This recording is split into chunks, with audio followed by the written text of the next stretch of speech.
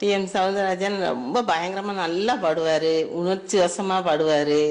அதை கேட்கும் போதே நம்மளுக்கு பயங்கர உணர்ச்சியா இருக்கும். நம்ம வீட்டுல குடும்பத்துல நடக்கிற மாதிரியே இருக்கும் ஒவ்வொரு பாடலும்.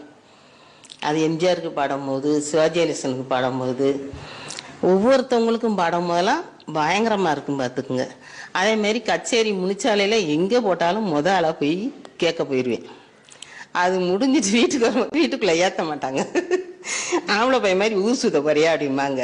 போயிட்டு நைட்டில் போய் கச்சேரி கேட்டு வந்து வீட்டில் எப்படி இருக்குன்னு சின்ன பிள்ளையா இருக்கும் போது உள்ளே ஏற்ற மாட்டாங்க. இருந்தாலும் பரவாயில்லன்ட்டு நான் போய் கேட்டுட்டு வந்து அடுத்து எங்கேனாலும் போட்டாலும் பழையபடியும் போயிடுவேன் பார்த்துக்குங்க. அது மாதிரி போய்கிட்டே இருப்பேன். அம்மா அப்பாலாம் பயங்கரமாக வைவாங்க. நைட்டு பொம்பளை பிள்ளை வெளியே போய் இப்படிலாம் கச்சேரி கேட்க போகலாமா அப்படின்னு வீட்டுக்கு பக்கத்தில் தான் போடுவாங்க. ரொம்ப தலையிலலாம் இருக்காது. முனிச்சையில் பக்கமாக கோயில், பிள்ளையார் கோயில், அரசமரம் பிள்ளையார் கோயில் இந்த மாதிரி போடுவாங்க. போயிடுவேன் பார்த்துங்க. இப்போ நான் எனக்கு விவரம் தெரிய நான் அதை ரசிச்சிருக்கேன், பயங்கரமாக ரசிச்சிருக்கேன் பார்த்துக்குங்க. ஆனால் டிஎம் சௌந்தரராஜன் வந்து உண்மைக்கே எம்ஜிஆருக்காக, சிவாஜி கணேசனுக்காக பிறந்த ஒரு மாதிரி.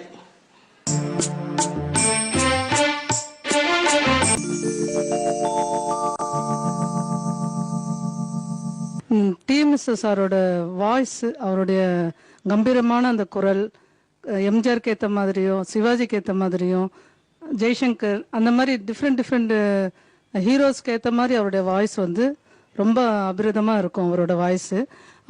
அவரோட கண்ணதாசனோட பாடல்களுக்கு அவரோட குரல் கொடுத்தது வந்து எல்லாமே ரொம்ப ரொம்ப ஃபேண்டாஸ்டிக், ரொம்ப நல்லா எல்லாரும் மக்கள் எல்லாராலையும் விரும்பப்படக்கூடிய அளவுக்கு அவருடைய பாடல்கள் எல்லாம் ரொம்ப புகழ் வாழ்ந்தது.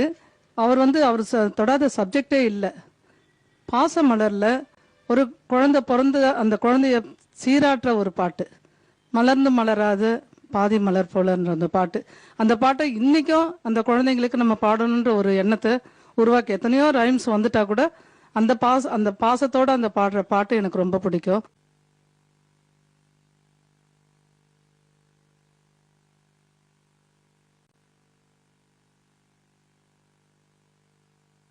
டிஎம்எஸ் சார் உடைய பாட்டுகள் எனக்கு ரொம்ப பிடிக்கும்.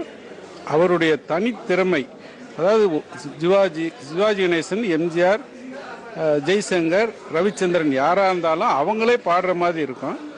எஸ்பிபி சாரு, ஜேசுதாஸ் எல்லாமே நல்லா பாடுவாங்க. இருந்தாலும் இவர் பாடும்போது சிவாஜி, எம்ஜிஆரே பாடுற மாதிரி இருக்கும்.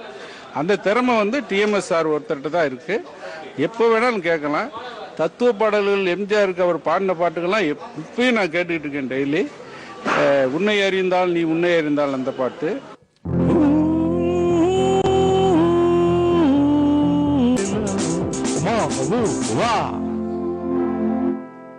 டிஎம்எஸ் அவர்களோட பாடல்கள் வந்து எனக்கு ரொம்ப பிடிக்கும். எஸ்பெஷலி சிவாஜி சாரோட சாங்ஸை டிஎம்எஸ் பாடும்போது ஐல் பி இம்மர்ஜ். அதுவும் கண்ணதாசன் சிவாஜி காம்பினேஷன்ல டிஎம்எஸ் பாடின அம்மம்மா தம்பி என்று நம்பி உன்னை வளர்த்தான், தாய் என்றும் தந்தை என்றும் தன்னை நினைத்தான், அது உனக்காக வாழ்ந்த உள்ளம் அல்லவோ. அந்த பாட்டுல ஒவ்வொரு வடிகள்லயும் அவர் எக்ஸ்பிரஸ் பண்ணிருப்பாரு.